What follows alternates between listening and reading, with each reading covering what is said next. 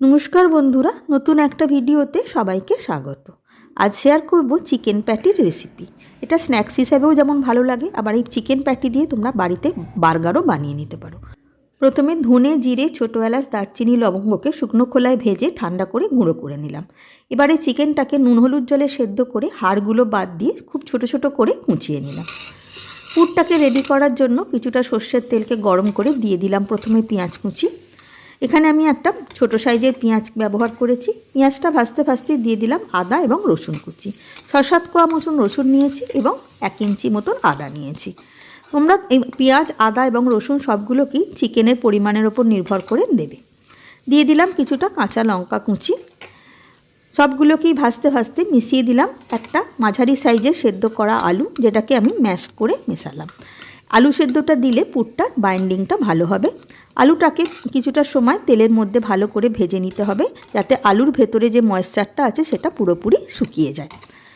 আলুটা ভালো করে ভাজা হয়ে যেতে মিশিয়ে দিলাম এবারে চিকেনটাকে দিয়েও ভালো করে সমস্তটাকে মিডিয়াম টু হাই ফ্লেমে 2 থেকে 3 মিনিট মতন ভেজে নেব।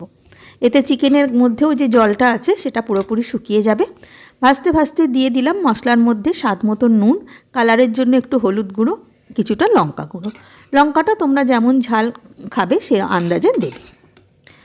মশলাটাকে ভালো করে মিশিয়ে নিলাম। একদম শেষে মিশিয়ে দিলাম ভাজা মশলার গুঁড়োটা, যেটা আগে থেকে মিক্সিতে গুঁড়ো করে রেখেছিলাম। ভাজা মশলাটাকে দিয়ে সমস্ত জিনিসটাকে ভালো করে আবারও সব মিশিয়ে নিয়ে গ্যাসটাকে বন্ধ করে দিলাম। পুরটা রেডি হয়ে গেল। প্লেটে ঢেলে নিয়ে মেশালাম কিছুটা ধনেপাতা কুচি। ধনেপাতাটা তোমরা কড়াতেও দিতে পারো, আমি ভুলে গেছি বলে শেষকালে মেশালাম। এবারে প্যাটিগুলোকে বানিয়ে নেব। প্রথমে পুরটা থেকে টাইট করে একটা বল তৈরি করে নিয়ে তারপর হাতের সাহায্যে প্যাটির শেপটা দিয়ে দিলাম। দেখতে হবে কোথাও যেন না ফাটা থাকে, এবং থিকনেসটা দেখতে পাচ্ছ কেমন রেখেছি। একটা প্যাটি তৈরি করা হয়ে গেল। সমস্ত পুরটা থেকে একইভাবে প্রথমে টাইট করে বলটা তৈরি করে নিয়ে তারপর হাতের সাহায্যে টিকিয়ার মতন একটা শেপ দিয়ে নিলাম। টোটাল পুরটা থেকে আমার মোট 5টা চিকেন প্যাটি তৈরি হলো। এবারে একটা ব্যাটার বানিয়ে নেব। তার জন্য ময়দা এবং কর্নফ্লাওয়ারকে সমপরিমাণে নিয়ে একটা ফ্লোয়িং কনসিস্টেন্সির ব্যাটার তৈরি করে নিলাম, আর নিলাম কিছুটা ব্রেড ক্রাম্বস কোট করার জন্য। প্রত্যেকটা চিকেন প্যাটিকে প্রথমে ব্যাটারে ডিপ করে নিয়ে তারপর ব্রেড ক্রাম্বস দিয়ে চারদিকটা সুন্দরভাবে কোট করে দিলাম। দেখতে হবে যেন সবটা দিক ভালো করে কোটিংটা হয়। একইভাবে প্রত্যেকটা চিকেন প্যাটিকেই ব্যাটারে ডিপ করে নিয়ে ব্রেড ক্রাম্বস দিয়ে ভালো করে কোট করে নেব। সবগুলো চিকেন প্যাটি কোটিং করা হয়ে গেল। এটাকে আবার একবার ধরে কোটিং করব, তাই জন্য মিনিট 5 ওয়েট করে আবারও আগের পদ্ধতিটা রিপিট করলাম। ব্যাটারে ডিপ করে নিয়ে ব্রেড ক্রাম্বস দিয়ে চারদিকটা সুন্দরভাবে কোট করে নিলাম। 2বার কোটিংটা করলে গাটা বেশ শক্ত হয় এবং খেতেও ভালো লাগে। মিনিট 10 ওয়েট করার পর ভাজতে হবে। ভাজার জন্য বেশ কিছুটা সাদা তেলকে প্রথমে ভালো করে গরম করে নিয়ে একটা চিকেন প্যাটিকে দিয়ে দিলাম।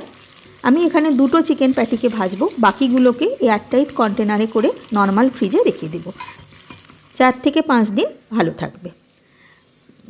গ্যাসের ফ্লেমকে মিডিয়াম টু হাইতে রেখে চারদিক বেশ লালচে করে ভাজা হয়ে যেতে তেল ছেঁকে তুলে নিলাম। যে কোনো পছন্দসই সস দিয়ে ট্রাই করতে পারো, অথবা বার্গারেতে চিকেন প্যাটিটাকে ব্যবহারও করতে পারো। তার জন্য বার্গার ব্রেডটাকে প্রথমে বাটারেতে ভালো করে সেঁকে নিয়ে এবার পছন্দসইভাবে লেয়ারটাকে তৈরি করে নিতে পারো। আমি এখানে শসার লেয়ার করেছি, পেঁয়াজ দিয়েছি, টমেটো দিয়েছি, তার উপরে দিয়েছি চিকেন প্যাটিটা, তার উপরে একটা চিজ স্লাইস দিয়ে আবারও পেঁয়াজ, টমেটো এগুলো লেয়ার করে নুন, মরিচ এবং কিছুটা মিক্সড হার্বস ছড়িয়ে দিয়ে বার্গারটাকে তৈরি করেছি। তোমরা তোমাদের পছন্দ মতনভাবে তৈরি করে নিতে পারো। আশা করি ভালো লাগলো। ধন্যবাদ।